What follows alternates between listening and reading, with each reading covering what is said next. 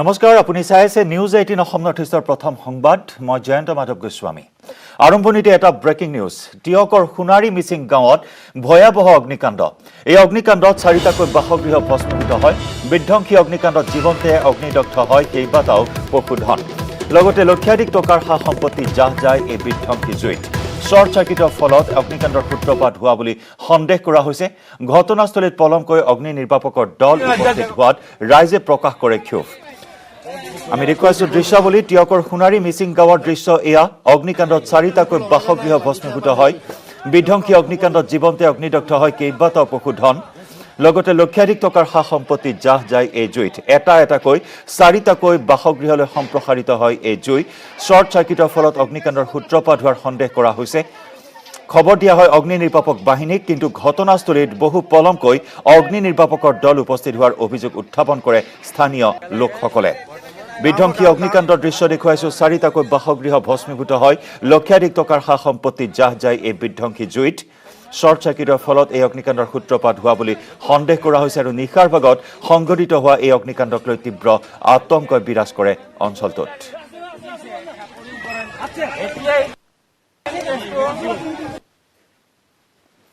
ইয়াত যোনটো এতিয়া গোটেই ৰাইজে সহযোগ কৰি এতিয়া জুই নুমাৰ পিছত তেওঁলোকে এতিয়া ভেকু ভাওনা দেখুৱাবলৈ আহিছে ইয়াত এতিয়া 5 মিনিটৰ পিছত তেওঁলোকৰ ইমানে ঘটিলতি বেয়া পানী নাইকিয়া হৈ গৈছে এতিয়া ফায়াৰ ব্ৰিগেডত আৰু 3 ঘৰ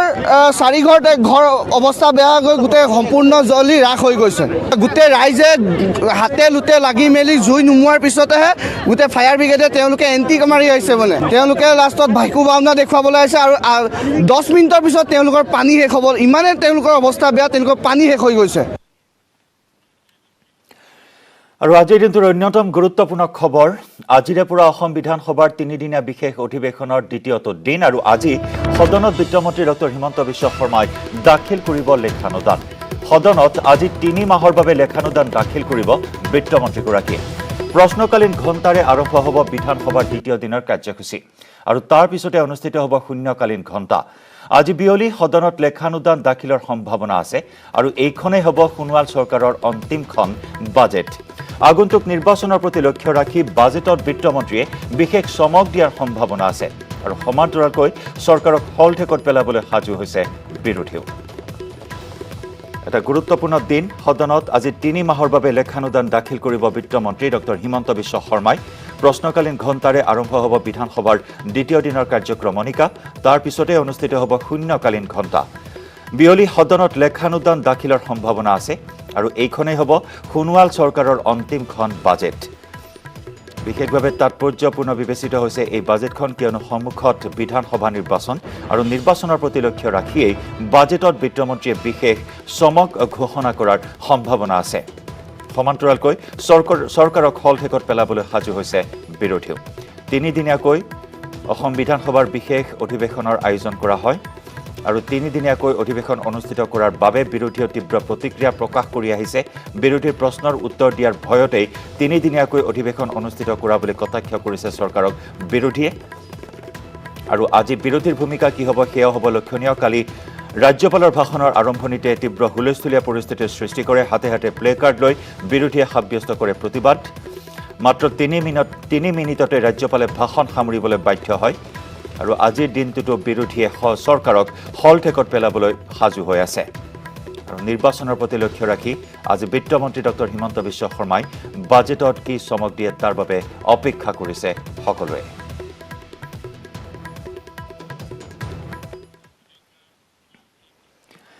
কংগ্ৰেছ AIUDFৰ বিধায়কসকলে দিছপুৰত কেৱল তাছপাত খেল আৰু বেয়া অভ্যাসত লিপ্ত থাকে এই বিস্ফোৰক মন্তব্য ৰাজ্যিক বিজেপিৰ উপসভাপতি তথা অসম পৰ্যটন উন্নয়ন নিগমৰ অধ্যক্ষ জয়ন্ত মল্ল বৰুৱাৰ জলেশ্বৰ সমষ্টিৰ ধুমেৰঘাটত অনুষ্ঠিত বিজেপিৰ পৃষ্ঠপ্ৰমুখ সন্মিলনত অংশগ্ৰহণ কৰি কংগ্ৰেছ আৰু AIUDFক আক্ৰমণ কৰি এনেদৰে বিস্ফোৰক মন্তব্য কৰে জয়ন্ত মল্ল বৰুৱাই মন্ত্ৰী হিমন্ত বিশ্ব শৰ্মাই বিভিন্ন সময়ত চাচা মামাৰ ভোট নালাগে বুলি মন্তব্য কৰে যদিও বৰ্তমানে জলেশ্বৰ সমষ্টিত চাচা মামাৰ দুৱাৰে দুৱাৰে ভোট ভিক্ষাত নামি পৰিছে বিজেপিৰ নেতা কৰ্মীসকল এতিয়া কেইদিনমান হয়তো আপোনালোকে আজমল চাহাবৰ হেলিকপ্টাৰ দেখিব। এইকেইটা দিন বিভিন্ন ঠাইত হেলিকপ্টাৰ নামিব। এইকেইটা দিন বহু MLA বিলাকৰো ইয়াত থকা MLA বিলাকো বিভিন্ন ঠাইলৈ অহা দেখিব। কিন্তু 5 বছৰত আপোনালোকৰ এই অঞ্চলৰ যিসমূহ MLA হৈ যায়, কংগ্ৰেছ দলৰে হওক বা UDF দলৰে হওক, আমিতো দিছপুৰত দেখি থাকো যে দিছপুৰত তেওঁলোকে অকল তাচৰ পাত কেইটাৰ বাহিৰে বেলেগ বস্তু চিনি নাপায়। আমি সুন্দৰভাৱে দেখি থাকো, তাত দেখি থাকো যে তেওঁলোকে তাচৰ পাত আৰু যিমান বেয়া অভ্যাস আছে গোটেইকেইটা বেয়া অভ্যাসত ব্যস্ত হৈ থাকে আৰু ইলেকশ্যনৰ আগে আগে আপোনালোকৰ ইয়ালৈ আহি ভোট ভিক্ষা কৰিবলৈ আহে আৰু সাম্প্ৰদায়িক কথা কৈ ভোট ল'বলৈ আহে। জুৰিয়াত হেকাৰৰ সন্ত্ৰাস। জুৰিয়া পাঞ্জাব নেশ্যনেল বেংকৰ এজন গ্ৰাহকৰ একাউণ্টৰ পৰা হেকাৰে লুটি নিলে 1 লাখ টকা। জাফৰ আলী নামৰ লোকজনে বেংকৰ পৰা চেক যোগে এজন আত্মীয়ক 1 লাখ টকা উঠাব দিছিল। কিন্তু বেংক কৰ্তৃপক্ষই সেইদিনা বেংকত টকা নাই বুলি উভতাই পঠায় লোকজনক। কিন্তু নিশা ৰহস্যজনকভাৱে জাফৰ আলীৰ মোবাইলত 2টা মেছেজ আহে। 2টা কিস্তিত IMPSৰ দ্বাৰা 1 লাখ টকা অন্য একাউণ্টলৈ ট্ৰান্সফাৰ হোৱাৰ মেছেজ আহে। গুগলৰ দ্বাৰা অনুসন্ধান চলাই জাফৰ আলীয়ে ঝাৰখণ্ডৰ মনোজ কুমাৰৰ একাউণ্টত সেই টকা জমা হোৱা বুলি জানিব পাৰে। ঘটনা সন্দৰ্ভত ভুক্তভোগী গ্ৰাহকজনে জুৰিয়া আৰক্ষী থানাত এক এজাহাৰ দাখিল কৰাৰ লগতে বেংক কৰ্তৃপক্ষকো অভিযোগ দাখিল কৰে। সমগ্ৰ ঘটনাৰ ৰহস্যৰ আৱৰ্তত যদিও ঘটনাৰ উচিত তদন্তৰ পাছতহে প্ৰকৃত ঘটনা পোহৰলৈ আহিব।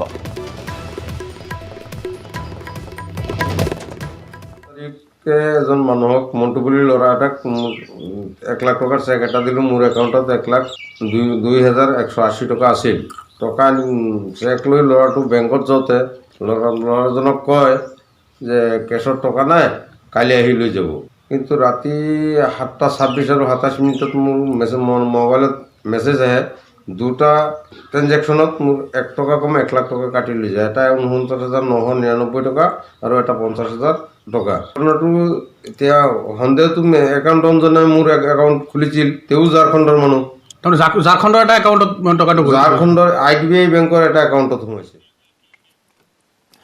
দুদিন ধৰি সন্ধানহীন হৈ আছে নগাঁৱৰ কঠীয়াতলী শাখাৰ নৰ্থ ইষ্ট স্মল ফাইনেন্স বেংকৰ এজন কৰ্মচাৰী। কঠীয়াতলী শাখাৰ নৰ্থ ইষ্ট স্মল ফাইনেন্স বেংকত কৰ্মৰত কৃষ্ণ বৈশ্য নামৰ যুৱকজনে অন্য দিনৰ দৰে বুধবাৰে কন্দলী আৰু কচু বস্তিৰ পৰা ঋণৰ ধন উঠাবলৈ গৈছিল। যুৱকজনে ঋণৰ 54,000 টকা সংগ্ৰহ কৰি বিয়লি পৰ্যন্ত বেংকলৈ উভতি নহাত চিন্তিত হৈ উঠে বেংক কৰ্তৃপক্ষ। বেংক কৰ্তৃপক্ষৰ লগতে যুৱকজনৰ পৰিয়ালৰ লোকে বিচাৰ খোচাৰ কৰে যদিও সন্ধান লাভ কৰা নাই যুৱকজনৰ। কোনো দুষ্ট চক্ৰই কৰ্মচাৰীজনক অপহৰণ কৰাৰ সন্দেহ কৰিছে বেংক কৰ্তৃপক্ষই। উল্লেখযোগ্য যে হাজোৰ টকৰাদিয়াৰ যুৱক কৃষ্ণ বৈশ্যই বিগত 4 বছৰ ধৰি কৰ্মৰত হৈ আছিল নগাঁৱৰ কঠীয়াতলী শাখাৰ নৰ্থ ইষ্ট স্মল ফাইনেন্স বেংকত। ইতিমধ্যে কৃষ্ণ বৈশ্যৰ নিৰুদ্দেশৰ সন্দৰ্ভত হাজো আৰু নগাঁও থানাত এজাহাৰ দাখিল কৰিছে পৰিয়াল তথা বেংক কৰ্তৃপক্ষই।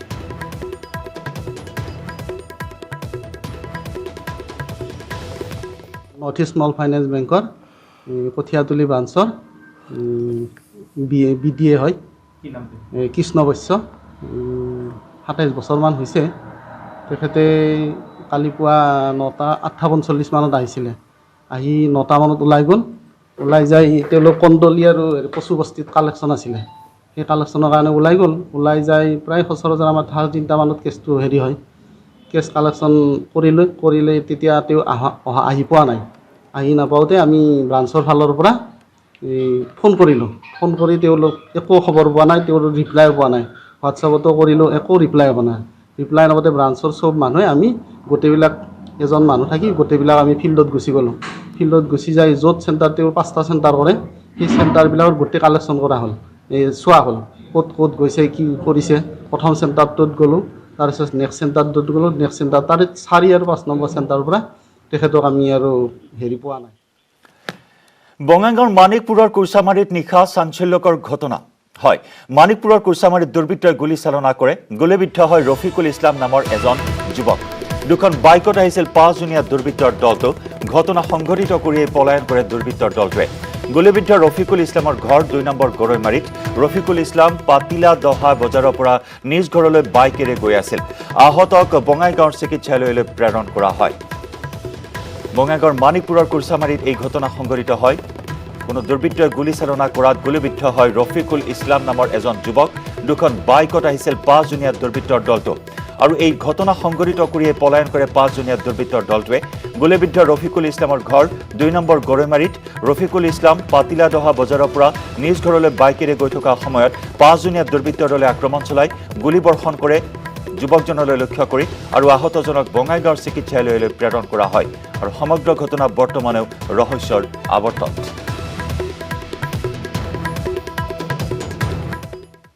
মই তাৰমানে পাতাদিহা জাবগাবাৰত আহিছিলোঁ যোৱাৰ সময়তে মই নিজিৰাণী মানে অলপ গাড়ীখন চলা কৰি মই যাই আছোঁ তাই মোক আগৰ পৰা গুলি আহিছে পিছৰ বাইকখনেদি আৰু মোক ৰাখিব খুজিছিল এই বাইকখনত আছিল চলিমুদ্দিন আৰু আহেব আলী আৰু মাজত যিজন গাড়ী যায় যিখন বাইকৰ পৰা মোক গুলি আহিছিল সেই বাইকৰ আসন ভাগ বটোৱাৰাক লৈ মহাজোঁটত লাগিব নেকি মহাজোঁট বিভিন্ন সময়ত কংগ্ৰেছ আৰু AIUDFৰ নেতৃত্ব দিছে পৰস্পৰ বিৰোধী মন্তব্য ৰাজীৱ ভৱনত উঠিছে প্ৰাৰ্থিত্বৰ বাবে আবেদনৰ জোৱাৰ আঞ্চলিক গণমৰ্চায়ো আসনক লৈ অব্যাহত ৰাখিছে সুকীয়া তৎপৰতা কিন্তু তাৰ বিপৰীতে মহাজোঁটক লৈ আত্মবিশ্বাসী AIUDFৰ একাংশ নেতা সকলোৰে দৃষ্টি এটা কথাতে নিবদ্ধ মহাজোঁট বন্ধনত সঠিকভাৱে হ'বনে আসনৰ ভাগ বতৰা AIUDFৰ বিধায়ক আমিনুল ইছলামৰ দাবী মিত্ৰতা সঠিক দিশত আগবাঢ়িছে আৰু ইয়াৰ সফল সমাপ্তি হ'ব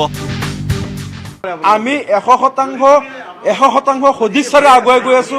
100% সদিচ্ছাৰে আগুৱাই গৈ আছো আৰু যিমান দূৰ সম্ভৱ চেক্ৰিফাইচ কৰিবলৈ আমি ৰেডি আছো গতিকে আমি ভাবো যে সকলোৱে এক বৃহত্তৰ অসমবাসীৰ স্বাৰ্থত এইটো হ'ব বুলি আমি আশাবাদী AIUDFে মহাজোঁটৰ পৰা বিচাৰিছে 30খন আসন কংগ্ৰেছৰ দখলত থকা সমষ্টিও বিচাৰিছে AIUDFে ইতিমধ্যে সৰুক্ষেত্ৰী লাহৰীঘাটত বদৰুদ্দিন আজমলে অব্যাহত ৰাখিছে নিৰ্বাচনী প্ৰচাৰ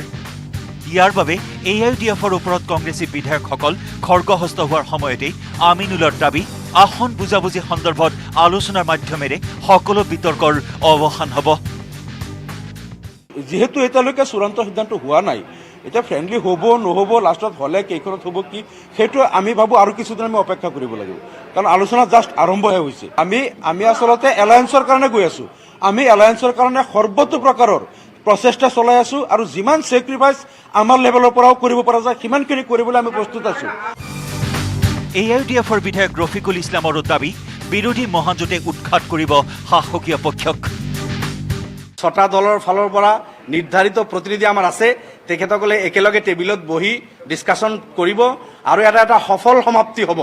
আপোনালোকে জানি লওক গোটেই অসমৰ জনতাক অসমৰ জনগণে বিচাৰিছে যে এই 6টা দল মিলি আৰু 2এটা দল আছে আমি আহ্বান জনাইছো তেখেতসকলৰ লগত আমাৰ আলোচনা চলি আছে বিজেপিৰ যিখিনি স্বৈৰাচাৰিতা চলিছে অসম বিৰোধী যি সিদ্ধান্ত অসমীয়াৰ বিৰুদ্ধে যি সিদ্ধান্ত বিদেশীৰ বোজা যেনেকৈ জাপি দিলে এই কথা বাৰ্তাবিলাকৰ কাৰণে অসমৰ জনতাই বুজাবুজি বিচাৰিছে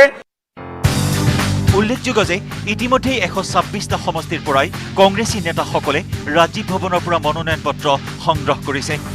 মনোনয়ন পত্ৰ সংগ্ৰহৰ সংখ্যাই ইতিমধ্যে 500 অতিক্ৰম কৰিছে APCCৰ সভাপতিয়েও ঘোষণা কৰিছে মহামিত্ৰজোঁটত আসন বুজাবুজিৰ আপোচ মীমাংসা নহ'লে গুৰুত্বপূৰ্ণ প্ৰতিদ্বন্দ্বিতাই হ'ব কেমেৰা পাৰ্চন সঞ্জয় বৰাৰ সহযোগত বিজু কুমাৰ ডেকাৰ report news 18 Assam north east আৰু ইফালে ৰাজ্যসভা নিৰ্বাচনৰ অধিসূচনা জাৰি কৰা হৈছে নিৰ্বাচনী বিষয়া দুলাল পেগুৱে জাৰি কৰিলে নিৰ্দেশনা 1 মাৰ্চত অনুষ্ঠিত হ'ব নিৰ্বাচন আৰু মনোনয়ন পত্ৰ দাখিলৰ অন্তিম দিন ধাৰ্য কৰা হৈছে 18 ফেব্ৰুৱাৰী 19 ফেব্ৰুৱাৰীত পৰীক্ষা কৰা হ'ব মনোনয়ন পত্ৰ 22 ফেব্ৰুৱাৰীলৈকে প্ৰত্যাহাৰ কৰিব পাৰিব মনোনয়ন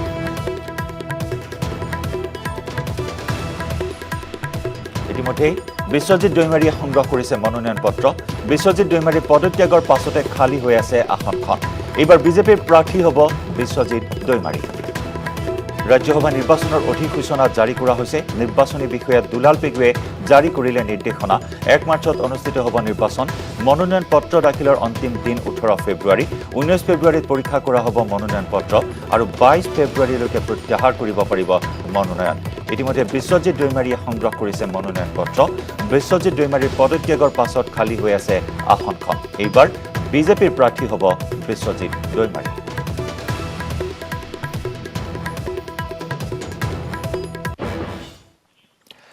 আৰু প্ৰথম সংবাদত এই মুহূৰ্তত জনাও এটি ভাল সংবাদ অস্কাৰত তালিকাভুক্ত হৈছে অসমৰ জীয়ৰী কৰিশ্মা দেৱ দুবেৰ পৰিচালিত ছবি বিট্টু ছবিখন প্ৰযোজনা কৰিছে একতা কাপুৰ গুণিত মংগা তাহিৰা কাশ্যপ আৰু ৰুচিতা কাপুৰে লাইভ একশ্যন শৰ্ট ফিল্ম শাখাত academy of motion pictures arts and ছায়েন্সে তালিকাভুক্ত কৰিছে ভাৰতৰ এই ছবিখন এই শাখাত অন্তৰ্ভুক্ত হৈছে 10খন ছবি উল্লেখযোগ্য যে কৰিশ্মা দেৱ দুবে অসমৰ প্ৰাক্তন কেন্দ্ৰীয় মন্ত্ৰী সন্তোষ মোহন দেৱৰ নাতিনী অৱশ্যে তালিকাভুক্ত হলে ছবিখনে মনোনয়ন লাভ কৰে নে নকৰে সেয়া সময়তহে জানিব পৰা হ'ব 15 মাৰ্চত ঘোষণা কৰা হ'ব মনোনীত ছবিৰ নাম এপ্ৰিলৰ 25 তাৰিখে প্ৰদান কৰা হ'ব 93 সংখ্যক অস্কাৰ অৱশ্যে ভাৰতৰ বহু চৰ্চিত ছবি জাল্লিকাট্টু বঞ্চিত হ'ল তালিকাভুক্ত হোৱাৰ পৰা অসমবাসীৰ বাবে এই মুহূৰ্তৰ এটি ভাল খবৰ অস্কাৰত তালিকাভুক্ত হৈছে অসমৰ জীয়ৰী কৰিশ্মা দেৱ দুবেৰ পৰিচালিত ছবি বিট্টু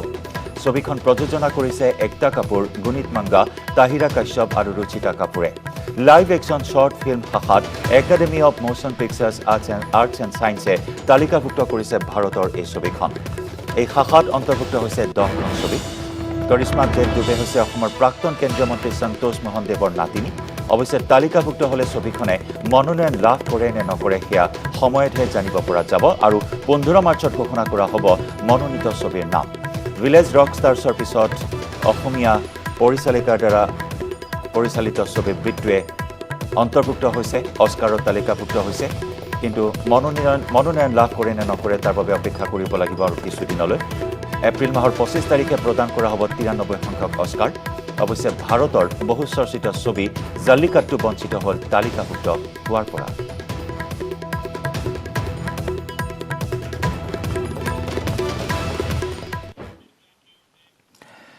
চৰকাৰী বুলেটৰ বাবে পুনৰ চৰ্ত বান্ধি দিলে শিক্ষামন্ত্ৰী ডক্টৰ হিমন্ত বিশ্ব শৰ্মাই বুলেট পাবলৈ হলে ভালকৈ অধ্যয়ন কৰিব লাগিব ছাত্ৰসকলে বজালীৰ সৰুপেটাত অনুষ্ঠিত জনসভাত মন্ত্ৰী হিমন্ত বিশ্ব শৰ্মাৰ আশ্বাস মন্ত্ৰী হিমন্তই ভাষণ দিবলৈ ধৰোতেই বুলেট কেতিয়া দিব বুলি প্ৰশ্নৰে ব্যস্ত কৰিলে ছাত্ৰসকলে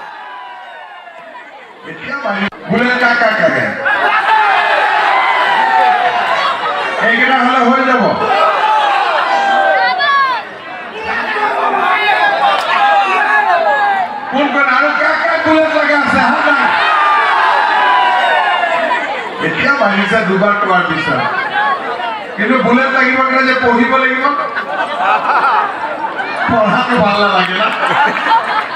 বিনা পঢ়াই পালে ভাল হয় নহয় দে ঠিক আছে কিবা এনেকুৱা ব্যৱস্থা কৰিব লাগিব বিনা পঢ়াই বুলেট পোৱা ঠিক আছে ছোৱালীবিলাকে পঢ়ি স্কুটি পাব ৰাহুল গান্ধীৰ অসম ভ্ৰমণ সন্দৰ্ভত গুৱাহাটীৰ প্ৰদেশ কংগ্ৰেছৰ গুৰুত্বপূৰ্ণ বৈঠক কংগ্ৰেছৰ অসমৰ প্ৰভাৰী জিতেন্দ্ৰ সিঙৰ উপস্থিতিত গুৱাহাটীৰ হোটেল তাজত অনুষ্ঠিত হয় কংগ্ৰেছৰ বৈঠক জিতেন্দ্ৰ সিং ৰাওনা হ'ব শিৱসাগৰলৈ তাৰ পূৰ্বে গুৱাহাটীৰ হোটেল তাজত প্ৰদেশ কংগ্ৰেছৰ বিষয়ববীয়াৰ সৈতে মিলিত হয় গুৰুত্বপূৰ্ণ বৈঠকত আগন্তুক বিধানসভা নিৰ্বাচনত কংগ্ৰেছে কেনে ধৰণেৰে যুঁজিব তাক লৈও আলোচনাত বহিল কংগ্ৰেছৰ বিধায়ক কমলেশ্বৰদেৱ পুৰকাষ্ঠ আৰু ৰূপজ্যোতি কুৰ্মী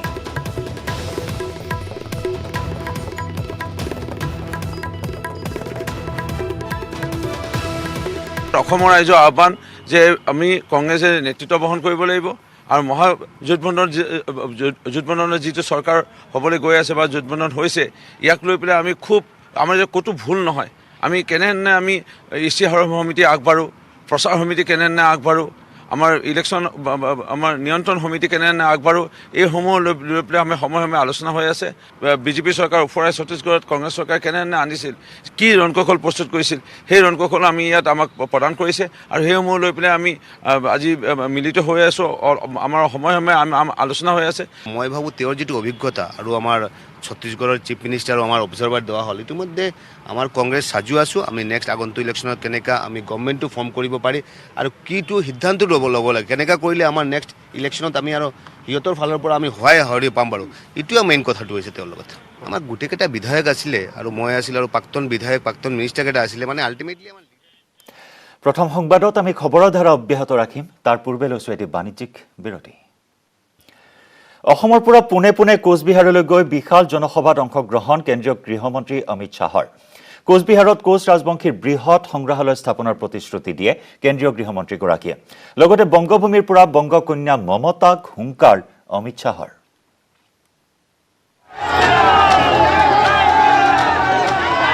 জয় শ্ৰীৰাম माननीय मुख्यमंत्री ममता बनर्जी का मंच पर।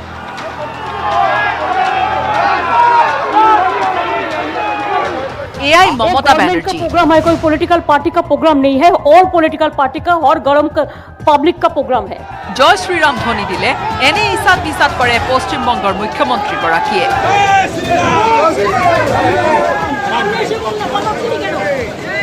एने आचৰণৰ বাবে কোচবিহাৰত এইদৰে চলচাই কঠিয়া পাৰিলে কেন্দ্ৰীয় গৃহমন্ত্ৰী অমিত শাহে। ये बंगाल के अंदर माहौल ऐसा कर दिया कि जय श्री राम बोलना माने गुनाह है। अरे बनता दीदी, बंगाल में जय श्री राम नहीं बोलना जाएगा तो कहां पाकिस्तान में बोला जाएगा क्या? मुझे बताओ भाइयों, बताओ बहनों, जय श्री राम बोलना चाहिए या नहीं बोलना चाहिए? बोलना चाहिए या नहीं बोलना चाहिए? तो मेरे साथ दोनों हाथ उठाइए और गगनभेदी नारा लगाइए, जय श्री राम, जय श्री राम, जय जय श्री राम। জয় শ্ৰীৰাম ধ্বনি দিয়াৰ বাবে মুখ্যমন্ত্ৰী মমতা বেনাৰ্জীয়ে গাড়ীৰ পৰা নামি ৰাজপথত সাধাৰণ ৰাইজক গালি গালাজ কৰাই নহয়, ভাষণ নিদিয়াকৈ সভা এৰি গুচি যোৱাৰো নজিৰ আছে। তাতো প্ৰধানমন্ত্ৰী নৰেন্দ্ৰ মোদী উপস্থিত থকা সভা। एक गवर्नमेंट का प्रोग्राम है, कोई पॉलिटिकल पार्टी का प्रोग्राम नहीं है, और पॉलिटिकल पार्टी का और गरम पब्लिक का प्रोग्राम है। आप लोगों ने कोलकाता में प्रोग्राम बनाया, लेकिन किसी को आमंत्रण करके, निमंत्रित करके उसको बेइज्जत करना ये आपको शोभा नहीं देता है। मैं फिर आप लोगों को कहेंगे, यही on protest of that I am not telling anything. किंतु জয় শ্ৰীৰাম ধ্বনি দিলে মমতা বেনাৰ্জীয়ে কিয় এনে আচৰণ কৰে? বৃহস্পতিবাৰে কোচবিহাৰত আয়োজন কৰা সভাত নিজস্ব ভংগীমাৰে তাৰো ব্যাখ্যা দিলে কেন্দ্ৰীয় গৃহমন্ত্ৰী অমিত শাহে। क्यों ममता दीदी, आपको क्यों अपमान लगता है? पूरा देश और देश दुनिया भर में फैले हुए करोड़ों लोग हमारे आराध्य श्री राम को याद कर गौरव महसूस करते हैं, गौरव। मगर आपको तकलीफ होती है क्योंकि आपको तुष्टीकरण कर एक वर्ग विशेष के वोट चाहिए। मैं आपको वादा कराता हूं, चुनाव समाप्त होते हुए ममता दीदी भी जय श्री राम बोलती हो जाएगी, आप चिंता मत करिए। অসমৰ লগতে পশ্চিম বংগতো একেলগে বিধানসভা নিৰ্বাচন অনুষ্ঠিত হ'ব। সেয়ে গৰম হৈ পৰিছে পশ্চিম বংগৰ ৰাজনীতি। News desk report, news 18 Assam north east. Government কা প্ৰগ্ৰাম কা কোই ডিগনিটি হোনা চাহিয়ে। আৰু আমি আপোনাক জনাই আহিছো যে আজি এটা অন্যতম গুৰুত্বপূৰ্ণ দিন, কিয়নো অসম বিধানসভাৰ 3দিনীয়া অধিৱেশনৰ আজি হৈছে দ্বিতীয়টো দিন, আৰু আজি দ্বিতীয়টো দিনত 3 মাহৰ বাবে আজি লেখানুদান দাখিল কৰিব সদনত বিত্তমন্ত্ৰী ডক্টৰ হিমন্ত বিশ্ব শৰ্মাই। 3 মাহৰ বাবে লেখানুদান দাখিল কৰিব বিত্তমন্ত্ৰীগৰাকী, আৰু প্ৰশ্নকালীন ঘণ্টাৰে আৰম্ভ হ'ব বিধানসভাৰ আজি দ্বিতীয় দিনটোৰ কাৰ্যক্ৰমণিকা, আৰু তাৰ পিছতে অনুষ্ঠিত হ'ব শূন্যকালীন ঘণ্টা, আৰু বিয়লি সদনত লেখানুদান দাখিলৰ সম্ভাৱনা আছে।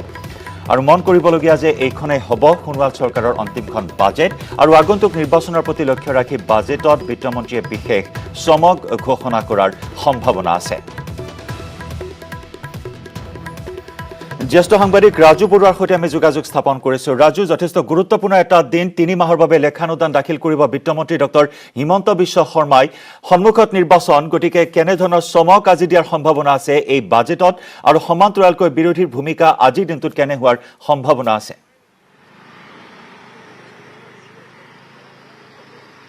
প্ৰথমে কওঁ যে জয়ন্ত, যে আজি গুৰুত্বপূৰ্ণ দিন আপুনি ইতিমধ্যে উল্লেখ কৰিছে, আৰু কালিৰ দিনটোৰ কথাও আমি চাব লাগিব যে কালিৰ দিনটোত কেনেধৰণে এই যি অধিৱেশন আছিলে লেখানুদানৰ অধিৱেশন, সেই অধিৱেশনৰ ক্ষেত্ৰত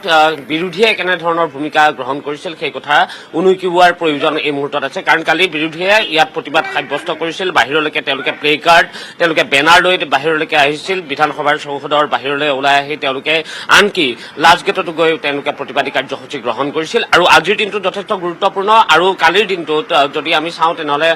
বিত্তমন্ত্ৰী ডক্টৰ হিমন্ত বিশ্ব শৰ্মাই সেই কথা বজালিত উল্লেখ কৰিছিল যে তেওঁলোকে 5 বছৰৰ বাবে, এই যিহেতু চৰকাৰ, এইখন চৰকাৰ শেষ হ'ব আৰু 31 মাৰ্চত যিহেতু বিত্তীয় বৰ্ষ শেষ হয়, গতিকে 31 মাৰ্চৰ পিছত কেনেধৰণে তেওঁলোকে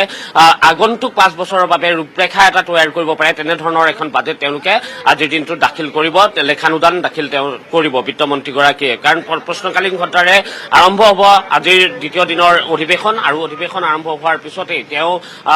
2 বজাৰ পিছত যি লেখানুদান তেওঁ দাখিল কৰিব সেই লেখানুদানৰ ওপৰত তেওঁলোকে কি ধন্যবাদসূচক প্ৰস্তাৱ আছে তাৰপিছত ৰাজ্যপালৰ কালিৰ যি ভাষণ আছিলে ভাষণৰ ওপৰত ধন্যবাদসূচক প্ৰস্তাৱ আছে সেইখিনি তেওঁলোকে ল'ব অৰ্থাৎ 2 পৰা 5:30 বজালৈকে আজিৰ দিনটোত অৰ্থাৎ 5:30 বজালৈকে এই বিধানসভাৰ অধিৱেশন চলি থাকিব আৰু এই বিধানসভা অধিৱেশনতে তেওঁ কালিৰ দিনটোত যিহেতু উল্লেখ কৰিছে যে তেওঁলোকে কেনেধৰণৰ পৰিকল্পনা হাতত ল'ব বা উন্নয়নমূলক কেনেধৰণৰ কাৰ্যসূচী তেওঁলোকে আগন্তুক 5 বছৰত তেওঁলোকে ল'ব যিহেতু এইখন চৰকাৰ শেষ হ'ব পৰৱৰ্তী চৰকাৰৰ ক্ষেত্ৰতো তেওঁলোকে ইতিমধ্যে এক ৰূপৰেখা তেওঁলোকে তৈয়াৰ কৰিব বিচাৰিছে উন্নয়নমূলক কাৰ্যসূচী কেনেধৰণে গ্ৰহণ কৰিব সেই কথা ইতিমধ্যে উল্লেখ কৰিছে কালিৰ দিনটোত বজালিত বিত্তমন্ত্ৰী ডক্টৰ হিমন্ত বিশ্ব শৰ্মাই আৰু কালি এটা আটাইতকৈ গুৰুত্বপূৰ্ণ কথাটো হ'ল সেই কথাও উনুকিওৱাৰ প্ৰয়োজন আছে জয়ন্ত যে কমলাক্ষদে পুৰকাষ্ঠই কালিৰ দিনটোত কৈছে যে 2016 আৰু 17 বিত্তীয় বৰ্ষৰ যি বাজেট আছিলে সেই একে বাজেটেই এইবাৰ দাখিল কৰিবলৈ গৈ আছে বিত্তমন্ত্ৰী ডক্টৰ হিমন্ত বিশ্ব শৰ্মাই কিন্তু এটা প্ৰশ্ন আহে যে বিধায়ক কমলাক্ষদে পুৰকাষ্ঠই ক'ত কেনেকৈ গম পালে যে এই বাজেটখন কেনেকুৱা বা এইখন লেখানুদান কেনেকুৱা হ'ব সেই কথা কেনেকৈ 2016 বা 17 বিত্তীয় বৰ্ষৰ বাজেটৰ দৰে একেই হ'ব বুলি ক'ব পাৰে এই কথাৰো কিন্তু প্ৰশ্নবোধক চিহ্ন এটা আহে অৰ্থাৎ তেওঁ কেনেধৰণে গম পাইছে কাৰণ বাজেট দাখিলৰ পূৰ্বে বাজেটখনত কি আছে সেই কথা কিন্তু অসমৰ ৰাইজে কোনো জানিব নোৱাৰে বা কোনো লোকে জানিব নোৱাৰে অকল বিত্তীয় মন্ত্ৰীগৰাকী বা যিখিনি তেওঁলোকৰ চৰকাৰত থকা মানুহখিনি যিখিনি আছে তেওঁলোকেহে সেই কথা কিছু পৰিমাণে গম পায় কিন্তু এই কথা কেনেধৰণে কমলাক্ষদে পুৰকাষ্ঠই গম পাইছে সেই কথাৰো কিন্তু এতিয়া প্ৰশ্নবোধক চিহ্ন আহিছে কালি তেওঁলোকৰ যিখন তাজ বিভান্তাত যিখন বৈঠক হৈছিলে জিতেন্দ্ৰ সিং য'ত উপস্থিত আছিলে তাৰপিছতেই কমলাক্ষদে পুৰকাষ্ঠ বাহিৰলৈ ওলাই আহি সেই কথা তেওঁ কৈছিল যে 2016 আৰু 17 বৰ্ষৰ যিখন বিত্তীয় বাজেট আছিলে সেই একেই বাজেটে এইবাৰ বা লেখানুদানে এইবাৰ দিবলৈ গৈ আছে বিত্তমন্ত্ৰী ডক্টৰ হিমন্ত বিশ্ব শৰ্মাই কিন্তু ইয়াৰ পৰিৱৰ্তে আমি এটা কথা ক'ব বিচাৰো জয়ন্ত যে কালিৰ দিনটোত বজালিত যিটো কথা বিত্তমন্ত্ৰী ডক্টৰ হিমন্ত বিশ্ব শৰ্মাই উল্লেখ কৰিছে যে তেওঁলোকে যিহেতু 31 মাৰ্চত বিত্তবৰ্ষ শেষ হ'ব তাৰপিছতো কিন্তু তেওঁলোকে এই যি এটা ৰূপৰেখা তৈয়াৰ কৰিব লাগে সেই ৰূপৰেখা তেওঁলোকে তৈয়াৰ কৰিব আৰু এই যিখন লেখানুদান থাকিব এই লেখানুদানে অসমৰ ভৱিষ্যত অসমৰ উন্নয়নৰ কথা ইয়াত কিছু আংশিকভাৱে হ'লেও ইয়াত তেওঁলোকে প্ৰকট কৰিবলৈ যত্ন কৰিব বা পৰিস্ফুট কৰিবলৈ যত্ন কৰিব জয়ন্ত নিশ্চয় ভৱিষ্যতৰ ৰূপৰেখা আগত লৈ বাজেটখন আজি ঘোষণা হ'ব বা সদনত দাখিল কৰিব বিত্তমন্ত্ৰী ডক্টৰ হিমন্ত বিশ্ব শৰ্মাই ৰাজু এটা গুৰুত্বপূৰ্ণ কথা আপুনি উল্লেখ কৰিছে কমলাক্ষদে পুৰকাষ্ঠ কেনেদৰে অৱগত হ'ল কালি দিনটোতো বিৰোধীয়ে তীব্ৰ কটাক্ষ কৰিছিল চৰকাৰী পক্ষক ৰাজু দেখিবলৈ পোৱা হৈছিল যে পূৰ্বৰ যিসমূহ বাজেট উত্থাপন কৰা হৈছিল সেই বাজেটৰ বহু প্ৰতিশ্ৰুতি বা বহু প্ৰতিশ্ৰুতি আজি পৰ্যন্ত সম্পূৰ্ণ নহ'ল তাৰ পৰিপ্ৰেক্ষিতত তীব্ৰ কটাক্ষ কৰিছিল কালিৰ দিনটোতো বিৰোধীয়ে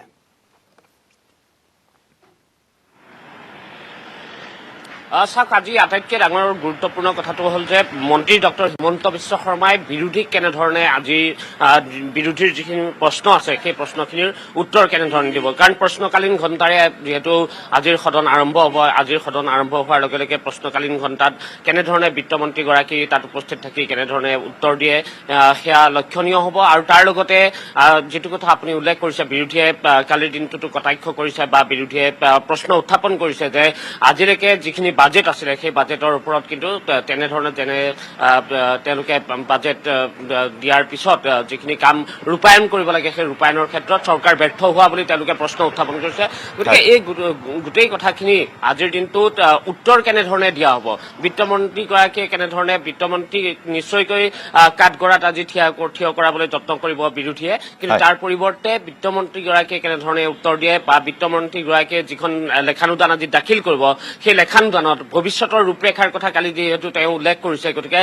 ৰূপৰেখাটো কেনেধৰণৰ হয় ধন্যবাদ ৰাজু এই মুহূৰ্তত আমি বিদায় জনাইছো আপোনাক আমি পৰৱৰ্তী সময়ত পুনৰ সংযুক্ত হ'ম আপোনাৰ সৈতে আৰু 9 বজাৰ লগে লগে দ্বিতীয় দিনৰ কাৰ্যক্ৰমণিকা আৰম্ভ হ'ব বিয়লিৰ ভাগত লেখানুদান দাখিল কৰিব বিত্তমন্ত্ৰী ডক্টৰ হিমন্ত বিশ্ব শৰ্মাই